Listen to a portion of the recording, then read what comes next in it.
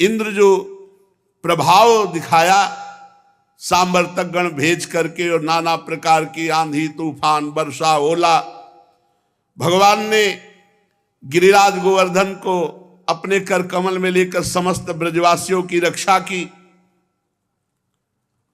अब देवराज इंद्र घबरा गए कि ये कोई बालक नहीं, ये तो परब्रह्म परमात्मा, मेरा अपराध बन गया। भगवान श्री कृष्ण ने गिरिराज गोवर्धन को धारण करके मूसलाधार वर्षा से ब्रज को बचा लिया। तब उनके पास गोलोक से कामधेनु और स्वर्ग से देवराज इंद्र अपने अपराध को क्षमा कराने के लिए आ गए।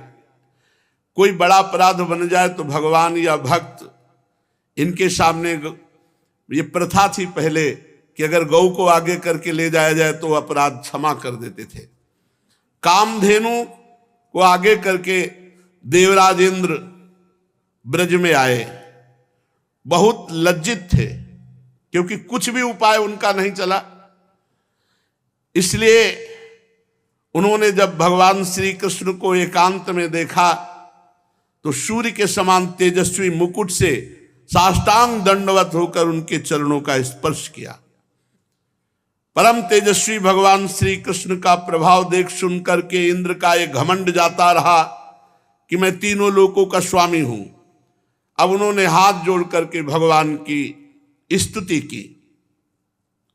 विशुद्ध सत्वम तव धाम शांतम तपोमयम ध्वस्त रजस्तमस्कम मायामयोऽयं गुण संप्रवाहो न विद्यते ते ग्रहणानुबंधः। हे भगवान, आप परम शांत में हैं। पहला शब्द कि नाराज मत होइएगा, आपका स्वरूप शांताकारम है। हे नाथ, आप परम शांत में हैं, ज्ञान में हैं, रजोगुण तमोगुण से रहित एवं विशुद्ध अप्राकृत सत्व में हैं। ये गुणों का प्रवाह रूप प्रतीत होने वाला प्रपंच केवल माया में है, क्योंकि आपका स्वरूप न जानने के कारण आप में इस प्रपंच की प्रतीति होती, वस्तुता आप ही आप हैं। प्रभु, आपका संबंध अज्ञान और उसके कारण प्रतीत होने वाले देह आदि से है ही नहीं। फिर भी देह आदि की प्राप्ति के कारण उन्हीं से होने वाले लोभ क्रोध आदि दोष, ये आप में कैसे हो सकते हैं? प्रभु, इन दोषों का होना तो अज्ञान का लक्षण है और आप परम ज्ञान स्वरूप हैं, अर्थात आप हम पर क्रोध न कीजिए। यद्यपि अज्ञान और उससे होने वाले जगत से आपका कोई भी संबंध नहीं, फिर भी धर्म की रक्षा और दुष्टों का दमन यह आपका स्वभाव है। जो धर्म से चलेगा उसकी रक्षा और जो दुष्टता करेगा उसकी दुष्टता का दमन, ये भगवान का स्वभाव है। प्रभु, आप जगत के पिता हैं, गुरु हैं, स्वामी हैं। आप जगत का नियंत्रण करने के लिए दंड धारण किए हुए दुस्तर काल भी आप ही हैं। आप अपने भक्तों की लालसा पूर्ण करने के लिए स्वच्छंदता से ये मनुष्य शरीर धारण करते हैं। और जो लोग घमंडी हमारी तरह अपने को ईश्वर मानने वाले हैं, उनके मान का मर्दन करके उनको शांति प्रदान करते हैं। प्रभु, मेरे जैसे अज्ञानी अपने जगत का ईश्वर मानने वाले, वे जब देखते हैं कि बड़े बड़े भय के अवसर पर भी आप निर्भय रहते हैं, तब उनका घमंड चूर हो जाता है और गर्व रहित होकर उस संत पुरुषों के द्वारा सेवित भक्ति मार्ग का आश्रय लेकर आपका भजन करते हैं।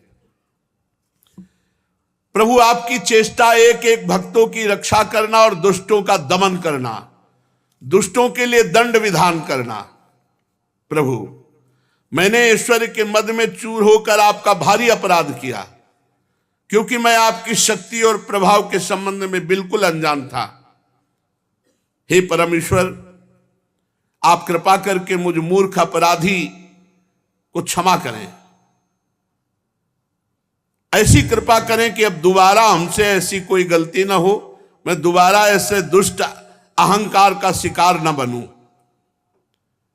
हे स्वयं प्रकाश, हे इंद्रियातीत परमात्मन श्री कृष्ण, आपका यह अवतार इसलिए हुआ है कि जो असुर सेनापति केवल अपना पेट पालने में लगे हैं, पृथ्वी के लिए बड़े भारी भार के कारण बन रहे हैं, उनका वध करके उन्हें मोक्ष प्रदान करें। प्रभु, जो आपके चरणों के सेवक हैं, आज्ञाकारी भक्त जन हैं, उनका अभ्युदय हो, उनकी रक्षा हो। भगवान, मैं आपको नमस्कार करता हूं। नमस्तुभ्यं भगवते पुरुषाय महात्मने वासुदेवाय कृष्णाय शाश्वतां पतये नमः। स्वच्छंदोपात्त देहाय विशुद्ध ज्ञान मूर्तये सर्वस्मै सर्वबीजाय सर्वभूतात्मने नमः। मैं आपको नमस्कार करता हूं। आप सर्वांतर्यामी पुरुषोत्तम सर्वात्मा वासुदेव हैं। आप यदुवंशियों के एकमात्र स्वामी भक्त वत्सल, सबके चित्त को आकर्षित करने वाले कृष्ण, मैं आपको बार बार नमस्कार करता हूं। आपने जीवों के समान कर्मवश होकर नहीं, स्वतंत्रता से अपने भक्तों की तथा अपनी इच्छा के अनुसार दिव्य चिदानंद शरीर स्वीकार किया है। आपका ये शरीर भी विशुद्ध ज्ञान स्वरूप है। आप सब कुछ हैं, सबके कारण है, सबकी आत्मा है, इसलिए मैं आपको बार बार नमस्कार करता हूं। भगवान, मेरे अभिमान का अंत नहीं था। मैंने ऐसा समझ लिया था मैं त्रिभुवन का स्वामी हूं, और इसी के कारण मुझे क्रोध आ गया, और क्रोध के वशीभूत होकर मैंने सारे ब्रजमंडल को नष्ट कर देना चाहा। परंतु प्रभु, आपने मेरे अभिमान को चूर चूर कर दिया और हम पर बड़ी कृपा की। मेरी चेष्टा व्यर्थ होने से मेरा घमंड जड़ से उखड़ गया। अब मुझे पता चला कि हमारे ईश्वर आप हैं, हमारे गुरु आप हैं, हमारे स्वामी आप हैं, हमारी आत्मा आप हैं, इसलिए मैं आपकी शरण में हूं। भगवान ने कहा, इंद्र, ऐश्वर्य और धन संपत्ति और पद का अहंकार जिसको चढ़ता, मैं उसको चूर चूर कर देता हूं। ध्यान दीजिए, उन्हीं की ये सृष्टि है। अहंकार करोगे धन का, संपत्ति का, अपने जनबल का, अपने बाहुबल का, बुद्धि बल का, पद का, तो नष्ट हो जाओगे। आज नहीं तो कल देख लेना। और मैंने तुम पर यह अनुग्रह किया, तुम्हारा यज्ञ भंग करके, कि तुम्हारा घमंड चूर हो जाए। जाओ, नित्य निरंतर मेरा स्मरण करना, नित्य और निरंतर, नहीं तो फिर माया प्रभाव दिखा देगी। मया ते कार्य मघवन मख भंगो अनुग्रहता मदनुस्मृते नित्यम मत्तस इंद्रिय स्त्रिया भ्रशम। अगर मेरा स्मरण करोगे निरंतर, तो इंद्रियां तुम्हें भोगों में नहीं फंसा पाएंगी, दोबारा अहंकार नहीं आएगा। तुम पूरे मद से मतवाले हो रहे थे, इसीलिए अनुग्रह किया है। जो ऐश्वर्य और धन संपत्ति के घमंड में अंधे हो जाते हैं, उनके लिए मैं काल रूप दंड धारण करके उनका विनाश करता हूं। आज नहीं तो कल धैर्य रखो। जिस पर मैं अनुग्रह करता हूं, उसका घमंड चूर कर देता हूं। ये कृपा ही है भगवान की। जाओ इंद्र, तुम्हारा मंगल हो। अब तुम अपनी राजधानी अमरावती स्वर्ग को जाओ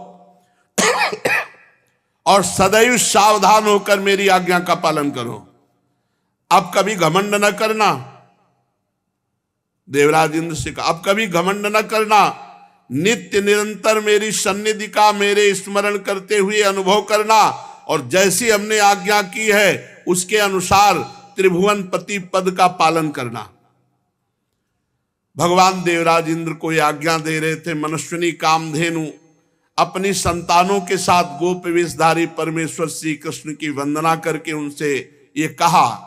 कामधेनु ने कहा, कृष्ण कृष्ण महायोगिन विश्वात्मन विश्व संभव भवता लोकनाथेन सनाथा वयमच्युत त्वं नः परमकं दैवं त्वं न इन्द्रो जगत्पते भवाय भवगो विप्र देवानां ये च साधवः इंद्रं नस्त्वाभिषेक्ष्यामो ब्रह्मणा नोदिता वयं अवतीर्णोऽसि विश्वात्मन् भूमेर्भारापनुत्तये। हे सच्चिदानंद श्री कृष्ण, हे महायोगी महान योगेश्वर श्री कृष्ण, आपको नमस्कार है। आप स्वयं विश्व हैं, विश्व के परम कारण हैं, अच्युत हैं, संपूर्ण विश्व के स्वामी। आपको अपने रक्षक के रूप में प्राप्त करके हम सब सनाथ हो गए। आप जगत के स्वामी हैं, परंतु हमारे तो परम पूजनीय आराध्य देव ही हैं। प्रभु, ये इंद्र त्रिलोकी का इंद्र हुआ करे, परंतु हमारे इंद्र तो आप हैं। अतः गौ ब्राह्मण देवता और संत भक्त जनों की रक्षा के लिए आप हमारे इंद्र बनिए। हम गौएं ब्रह्मा जी की प्रेरणा से आपको अपना इंद्र मानकर अभिषेक करती हैं। हे विश्वात्मन, आपने पृथ्वी का भार उतारने के लिए ही मनुष्य रूप में अवतार धारण किया है। परीक्षित, भगवान श्री कृष्ण से ऐसा कह के कामधेनु ने अपने दूध से और देव माताओं की प्रेरणा से देवराज इंद्र ने ऐरावत की सूंड के द्वारा लाए हुए आकाश गंगा के जल से देव ऋषियों के साथ भगवान श्री कृष्ण का अभिषेक किया और उनका नाम रखा गोविंद। गोविंद गोविंद नाम से संबोधित किया। उस समय नारद, तुम्बुर आदि गंधर्व, विद्याधर, सिद्ध और चारण ये सब पहले से एकत्रित थे। वे समस्त संसार के पाप ताप को मिटा देने वाले भगवान के लोक मलापह यश का गान करने लगे। अप्सराएं आनंद में भरकर नृत्य करने लगी। मुख्य मुख्य देवता भगवान की स्तुति करके उन पर नंदनवन के दिव्य पुष्पों की वर्षा करने लगे। तीनों लोकों में परमानंद की बाढ़ आ गई और गौओं के स्तनों से अपने आप ही इतना दूध गिरा कि वो भूमि गीली हो गई। नदियों में विविध रसों की बाढ़ आ गई। वृक्षों से मधुधारा बहने लगी। बिना जोते बोए पृथ्वी में अनेकों प्रकार की औषधियां, अन्न प्रकट हो गए। पर्वतों में छिपे हुए मणि माणिक्य स्वयं बाहर निकल आए। परीक्षित, भगवान श्री कृष्ण का अभिषेक होने पर जो जीव स्वभाव से ही क्रूर थे वे वैरहीन हो गए, उनमें भी परस्पर मित्रता हो गई। इंद्र ने इस प्रकार गौ और गोकुल के स्वामी श्री गोविंद का अभिषेक किया और फिर उनसे अनुमति प्राप्त होने पर देवता गंधर्व आदि के साथ स्वर्ग की यात्रा की। नंद बाबा एकादशी व्रत रहते थे। कार्तिक शुक्ल एकादशी का उपवास किया था, भगवान की पूजा की। पर एकादशी व्रत एक दिन सत्संग में पीछे काफी समय पहले चर्चा हुई थी कि एकादशी व्रत कैसे रहा जाता है। तो दशमी और द्वादशी को ही जो संयम, तो फिर एकादशी उसकी पूर्ण मानी जाती है।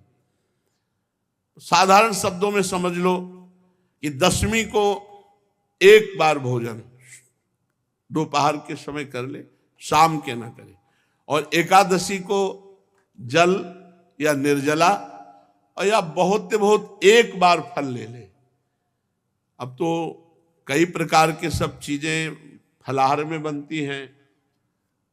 साबूदाना की खीर, साबूदाना की खिचड़ी, साबूदाना के और भी पदार्थ बहुत से, और कूटू की पूड़ी, कचौड़ी, सिंघाड़े का हलवा, सवा की खीर, सवा, बहुत चीजें, ऐसे बहुत चीजें। एकादशी का मतलब है, अगर आपको लगता है कि हम जल के पान करके केवल 24 घंटा रहना चाहिए, मरोगे नहीं यार। जल है, मरोगे नहीं। आंतों को थोड़ा विश्राम मिल जाएगा। 15 दिन में एक बार आता है। अगर आपको लगता है कि जल से हम बहुत सेवा करने वाले हैं, कार्य नहीं हो पाएगा, तो 2-4 केला की फली ले लिए, एक सेव ले लिया, बस। ये छौंक बघारना जीरा ये सब मनोरंजन है, मनोरंजन है। हमको तो मनोरंजन ही लगता है कि आप अब 4 पूड़ी 2 कचौड़ी अकलहरी हुई बढ़िया आलू, अब देखो मतलब इसके बाद सिंघाड़े का हलवा, सवा की खीर, साबूदाना की खिचड़ी, ये सब देखा है, ये ऐसा नहीं कि देखा नहीं। पर वो रसेंद्री की तृप्ति व्रत नहीं। व्रत का मतलब क्या है? कष्ट सहना, कष्ट सहना, जानबूझकर कष्ट सहा जाता है प्रभु के लिए। खूब दिन भर भजन करो, शाम के एक बार फल ले लो, नहीं तो जल ले लो, जल से काम चला लो। तो बाबा एकादशी रहते थे और एकादशी की रात को कीर्तन करना चाहिए, पूरी रात जगना चाहिए, तभी एकादशी सफल मानी जाती है। 2-4 भगत मिलकर, ये डाकोर के रामदास जी तो द्वारिकाधीश जाते थे, पूरी रात कीर्तन करते थे, फिर वापस आते थे। भगवान रीझ गए थे उनसे और भगवान ने कहा हमको लिवा चलो अपने घर। रामदास जी से कहा, रीझ गए, हर एकादशी को ठाकुर जी के पास जाना, रणछोड़ ठाकुर जी के पास, द्वारिकाधीश उनके दर्शन करना और रात भर कीर्तन करना। एक दिन ठाकुर जी ने कहा अगली बार अब गाड़ी लेके आना और हम तुम्हारे साथ चलेंगे। तो उनका, प्रभु हमारे साथ चलोगे? आप बूढ़ा शरीर है हमारा, आपका तो नौ किशोर हो, हम कैसे गाड़ी में ले पाएंगे और बाहर ताला लग जाता है। बोले पीछे की खिड़की हम खोल देंगे और तुम्हारे लिए हम फूल जैसे हो जाएंगे। बोले प्रभु देख लो बहुत बड़े रक्षक हैं सब इनके, हमें कुछ नहीं होगा, तुम गाड़ी ले आओ ना, हम चलने के लिए तैयार हैं। अब वो गाड़ी ले आए तो सब भगत देख रहे थे कि पैदल नंगे पैर आते थे, इस बार गाड़ी पे आए तो सोचा शायद बूढ़े हैं इसलिए बैलगाड़ी से आ गए होंगे। अब भगवान पूरी प्लानिंग बता दिए थे, तो मंदिर के पीछे गए, खिड़की खोल के ठाकुर जी पूरा श्रृंगार सब पहने। बोले लिवा, बोले ना प्रभु, पहले एक भी नग नहीं होना चाहिए, क्योंकि ये सब सेवादारों के काम आएगा। प्रभु हमको तो वैसे डर लग रहा है आपको ले जाने के लिए, आप पहले सब, भगवान ने सब उतार के फेंक दिए, मंदिर में ऐसे फैला दिए पूरे आभूषण, कहा अब हमें गोद में लो। भगवान कितने रिझवार है, जो ऐसे किया फूल से गोद में आ गए, तो कुछ कंबल आदि ऐसे गाड़ी में बिछाए थे, भगवान को विराजमान किया और चल पड़े। अब बहुत दूर रणछोड़ ठाकुर से डाकोर है। अब प्रातःकालीन वेला पे जब मंदिर खोले तो देखे आभूषण ठाकुर जी है नहीं, पीछे खिड़की खुले, अरे पक्का वो गाड़ी लेके भगत आया था, उनपे ठाकुर जी बहुत रीझे थे, जरूर ठाकुर जी को भगा ले गए। भगत ठाकुर जी को भगा ले गए। अब जितने पार्षद थे सब घोड़ों से ऐसे सब भाला बर्छी लेकर सब, अरे वो जा रहा है वो जा रहा है। रामदास जी ने कहा प्रभु आ गए हम। तो बोले देखो ये छोटी सी तलैया थी जल की, बोले इसमें हमको छिपा दो जल में, वो जल्दी से छिपा दिए। तो उन्होंने मतलब ऐसा देखा, कहा ठाकुर जी, भालों से मारा, बूढ़े रामदास भगत को भालों से मारा। उधर जब तालाब की तरफ देखा तो खून खून खून, दौड़ करके तो देखा ठाकुर जी के शरीर में भाले लगे हुए और खून। ठाकुर जी ने कहा तुम जैसे निर्दयों के साथ हम नहीं चलेंगे, हम रामदास जी के साथ जाएंगे। तो उनका प्रभु आप हमारा जीवन हो, जीवन ही आपसे चलता है। बोले हाँ यही बात तो है ना कि हमसे जीवन चलता है, रामदास हमारे तौल भर सोना दे देंगे तुम्हें, ठीक है? बोले हाँ ठीक है, राजी हो गए। रामदास जी ने कहा प्रभु प्रभु वैसे पिटवा दिए, कह रहे सोना दे देंगे, हमारे पास सोना कहाँ है, गरीब आदमी प्रभु। भगवान ने कहा चुप, ले चलो पहले डाको। अब पीछे वो सब भाला बर्छी लिए घोड़े पे सवार, वहां ठाकुर जी पहुंचे। बोले तराजू लाओ, एक तरफ ठाकुर जी को विराजमान कहो, ए रामदास चढ़ाओ सोना। ठाकुर जी से कहा महाराज, तो बोले एक छोटी सी नथ है ना तुम्हारी पत्नी की, वो हिले उतले में हम तौल जाएंगे, उतले में हम तौल जाएंगे। एक छोटी सी नथ, छोटी सी पतली बारी, उतना ही था। भगवान को सब पता है, जो इधर है सो भगवान टंग गए। वो बोले देखो ऐसे सोना तो ज्यादा है पर ले जाओ तो। भगवान ने कहा देखो सोना तो ज्यादा है पर रामदास उदार आदमी है, दे देंगे, दे दे भाई। अरे बोले प्रभु, तो भगवान ने कहा देखो हम जाने वाले तो नहीं, अपना स्वरूप दूसरा प्रकट किया, बोले इसे ले जाओ। आज भी जो भगवान रामदास जी के यहाँ विराजमान है वो ठाकुर, आज भी पट्टी बंधती ठाकुर जी की, आज भी पट्टी बंधती है। भगत के ऊपर प्रहार किया तो आज भी भगवान के घाव और पट्टी बंधती। तो एकादशी व्रत ऐसा जैसे रामदास जी रहते थे। पूज्य श्री मथुरा दास जी भक्तमाली जी थे, एकादशी को चर्चा नहीं करते थे, रोज चर्चा होती थी पर एकादशी को निर्जला रहते थे, दशमी से छोड़ देते थे भोजन पानी, एकादशी के दिन एक बूंद पानी नहीं, और द्वादशी को पारायण इसलिए बोलने में भी सावधान, और वयोवृद्ध अवस्था तक। नंद बाबा एकादशी कार्तिक शुक्ल पक्ष की थी, भगवान की पूजा की, रात भर कीर्तन किया और द्वादशी को स्नान करने के लिए यमुना जल में प्रवेश किया।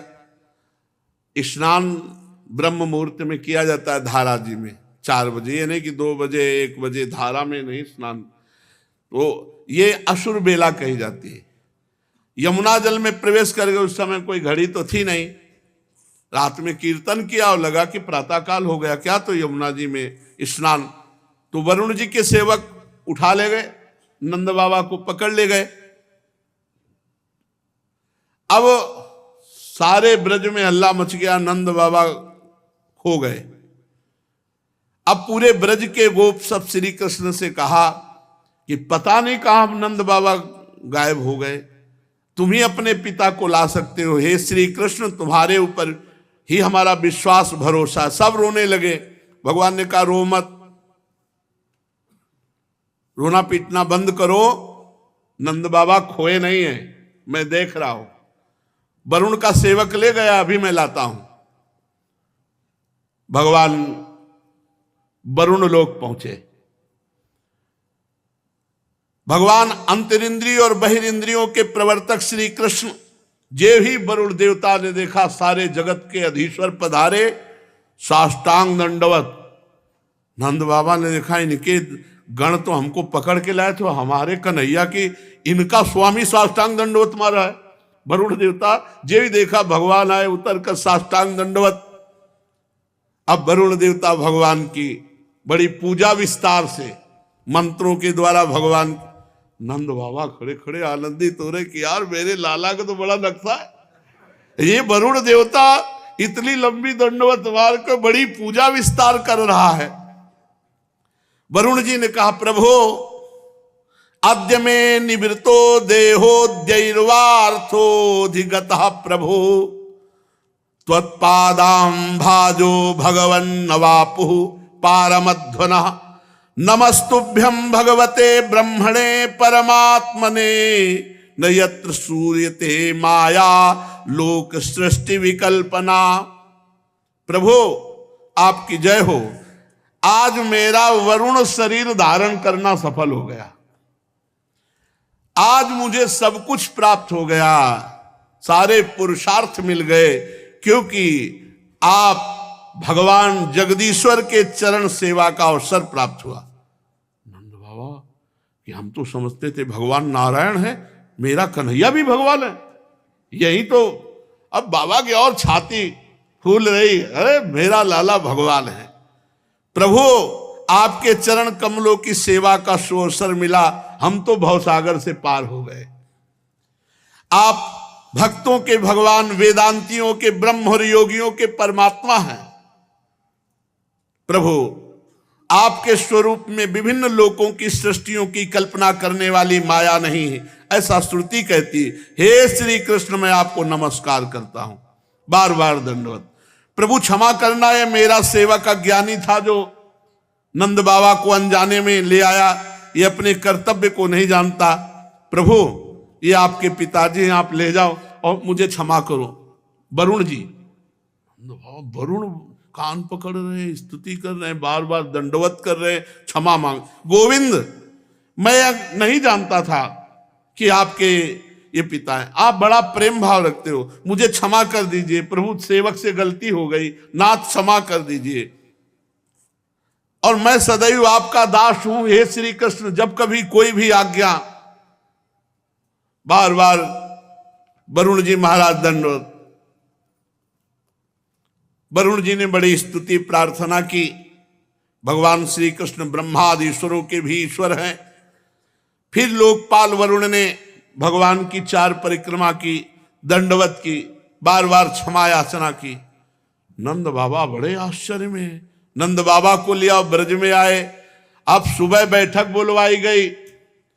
नंद बाबा भाई, नंद बाबा ने कहा कि मैंने देखा वरुण जी बार बार दंडवत, पूरी साष्टांग दंडवत मार रहे थे और कह रहे थे इंद्रियातीत ऐश्वर्य योगीश्वर योगींद्र भगवान परमात्मा, कन्हैया को कह रहे थे, बार बार कान पकड़ रहे थे, झुक झुक कर प्रणाम कर रहे थे। अरे बड़ा आश्चर्य में बात, मेरा कन्हैया भगवान निकला।